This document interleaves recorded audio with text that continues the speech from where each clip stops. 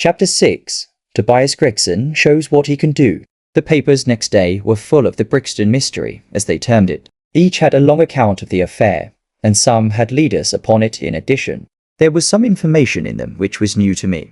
I still retain in my scrapbook numerous clippings and extracts bearing upon the case. Here is a condensation of a few of them.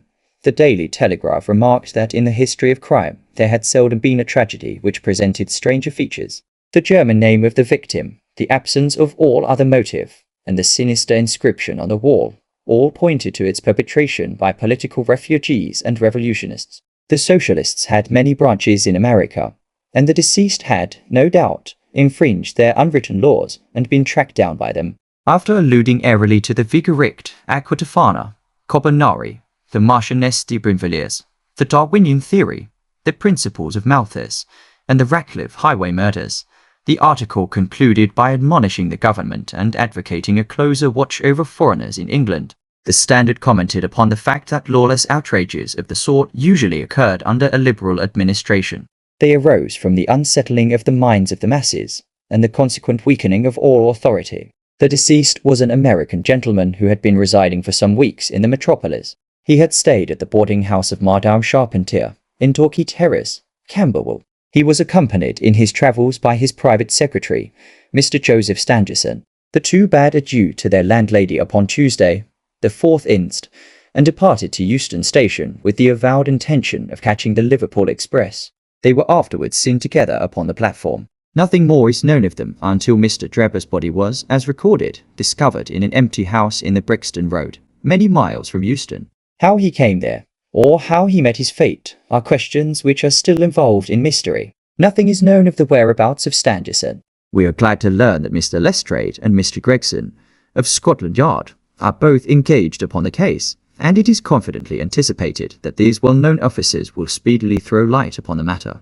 The Daily News observed that there was no doubt as to the crime being a political one. The despotism and hatred of liberalism which animated the continental governments had had the effect of driving to our shores a number of men who might have made excellent citizens, were they not soured by the recollection of all that they had undergone. Among these men there was a stringent code of honour, any infringement of which was punished by death. Every effort should be made to find the secretary, Stangerson, and to ascertain some particulars of the habits of the deceased. A great step had been gained by the discovery of the address of the house at which he had boarded, a result which was entirely due to the acuteness and energy of Mr. Gregson of Scotland Yard. Sherlock Holmes and I read these notices over together at breakfast, and they appeared to afford him considerable amusement. I told you that, whatever happened, Lestrade and Gregson would be sure to score. That depends on how it turns out. Oh, bless you, it doesn't matter in the least. If the man is caught, it will be on account of their exertions. If he escapes, it will be in spite of their exertions. It's heads I win and tails you lose. Whatever they do, they will have followers. Unsought trouve toujours un plus sort qui l'admire. What on earth is this? I cried, for at this moment there came the pattering of many steps in the hall and on the stairs, accompanied by audible expressions of disgust upon the part of our landlady. It's the Baker Street division of the detective police force, said my companion, gravely. And as he spoke there rushed into the room half a dozen of the dirtiest and most ragged street Arabs that ever I clapped eyes on. "Attention!" cried Holmes, in a sharp tone, and the 6 dirty little scoundrels stood in a line like so many disreputable statuettes. "In future you shall send up Wiggins alone to report, and the rest of you must wait in the street. Have you found it, Wiggins?" "No, sir, we hain't," said one of the youths. "I hardly expected you would." "You must keep on until you do. Here are your wages." He handed each of them a shilling. "Now, off you go, and come back with a better report next time." He waved his hand, and they scampered away downstairs like so many rats, and we heard their shrill voices next moment in the street. "There's more work to be got out of one of those little beggars than out of a dozen of the force," Holmes remarked. "The mere sight of an official-looking person seals men's lips. These youngsters, however, go everywhere and hear everything. They are as sharp as needles too. All they want is organization." "Is it on this Brixton case that you are employing them?" I asked. "Yes, there is a point which I wish to ascertain. It is merely a matter of time. Hullo! We are going to hear some news now with a vengeance. Here is Gregson coming down the road with beatitude written upon every feature of his face. Bound for us, I know. Yes, he is stopping. There he is. There was a violent peal at the bell, and in a few seconds the fair-haired detective came up the stairs, 3 steps at a time, and burst into our sitting room. My dear fellow, he cried, wringing Holmes' unresponsive hand. Congratulate me. I have made the whole thing as clear as day. A shade of anxiety seemed to me to cross my companion's expressive face. Do you mean that you are on the right track? He asked. The right track? Why, sir, we have the man under lock and key. And his name is Arthur Charpentier, Sub-Lieutenant in Her Majesty's Navy, cried Gregson, pompously rubbing his fat hands and inflating his chest. Sherlock Holmes gave a sigh of relief and relaxed into a smile. Take a seat and try one of these cigars, he said. We are anxious to know how you managed it. Will you have some whiskey and water? I don't mind if I do, the detective answered. The tremendous exertions which I have gone through during the last day or two have worn me out. Not so much bodily exertion, you understand, as the strain upon the mind. You will appreciate that, Mr. Sherlock Holmes, for we are both brain workers. You do me too much honor, said Holmes gravely. Let us hear how you arrived at this most gratifying result. The detective seated himself in the armchair and puffed complacently at his cigar. Then suddenly he slapped his thigh in a paroxysm of amusement. The fun of it is, he cried, that fool Lestrade, who thinks himself so smart, has gone off upon the wrong track altogether. He is after the Secretary Stangerson, who had no more to do with the crime than the babe unborn. I have no doubt that he has caught him by this time. The idea tickled Gregson so much that he laughed until he choked. And how did you get your clue? Ah, I'll tell you all about it. Of course, Dr. Watson. This is strictly between ourselves. The first difficulty which we had to contend with was the finding of this American's antecedents. Some people would have waited until their advertisements were answered, or until parties came forward and volunteered information. That is not Tobias Gregson's way of going to work. You remember the hat beside the dead man? Yes, said Holmes, by John Underwood and Sons, 129, Campbell Road. Gregson looked quite crestfallen. I had no idea that you noticed that, he said. Have you been there? No, cried Gregson, in a relieved voice. You should never neglect a chance, however small it may seem. To a great mind, nothing is little, remarked Holmes, sententiously. Well, I went to Underwood, and asked him if he had sold a hat of that size and description. He looked over his books, and came on it at once. He had sent the hat to a Mr. Drebber, residing at Charpentier's boarding establishment, Torquay Terrace. Thus I got at his address, smart, very smart, murmured Sherlock Holmes. I next called upon Madame Charpentier, continued the detective. I found her very pale and distressed. Her daughter was in the room, too, an uncommonly fine girl she is too. She was looking red about the eyes, and her lips trembled as I spoke to her. That didn't escape my notice. I began to smell a rat. You know the feeling, Mr. Sherlock Holmes, when you come upon the right scent, a kind of thrill in your nerves.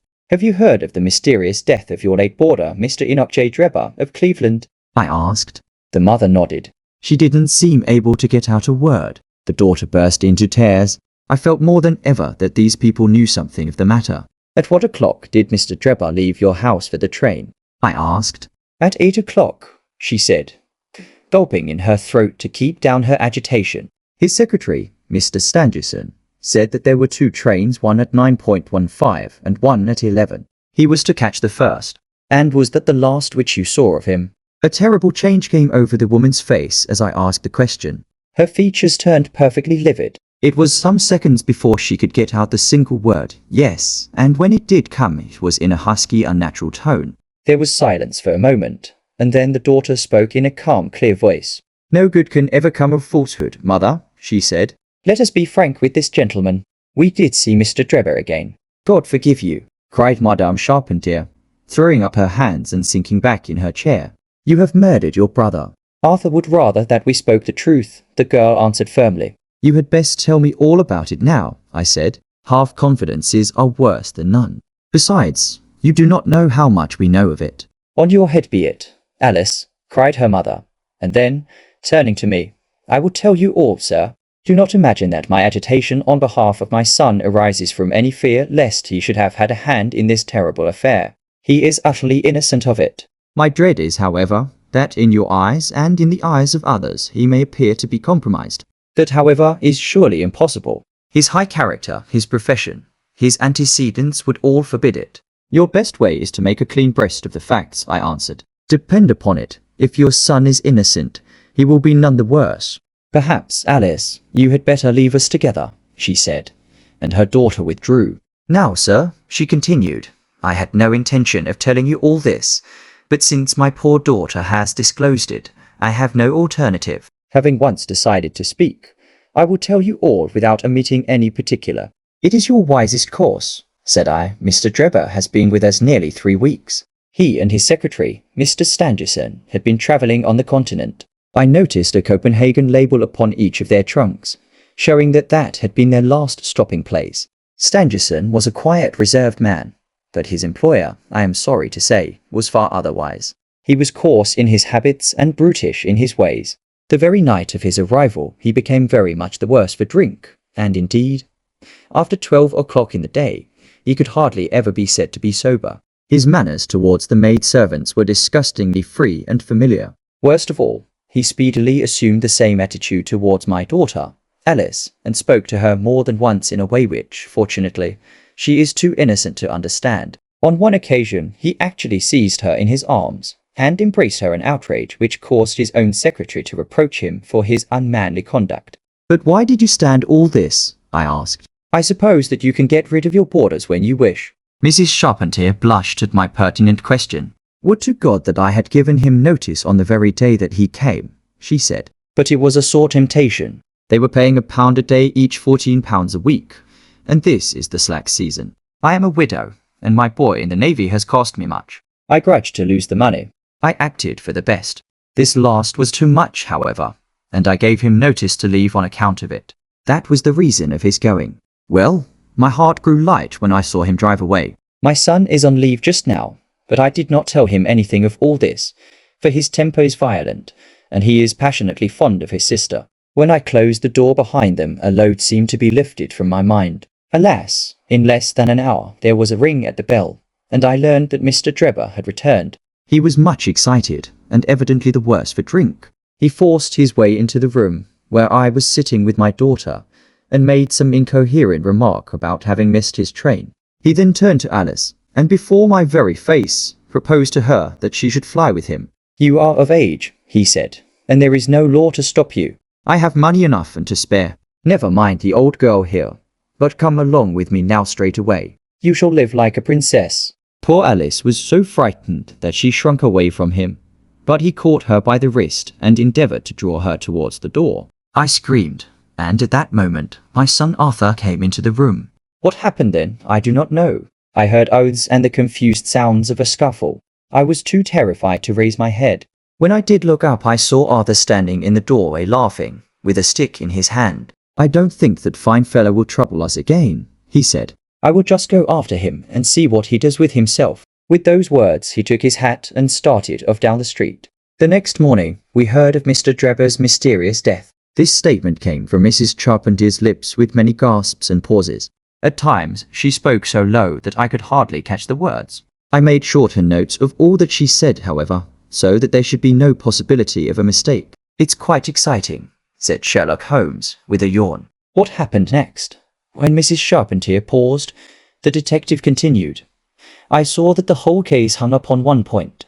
Fixing her with my eye in a way which I always found effective with women, I asked her at what hour her son returned. I do not know, she answered.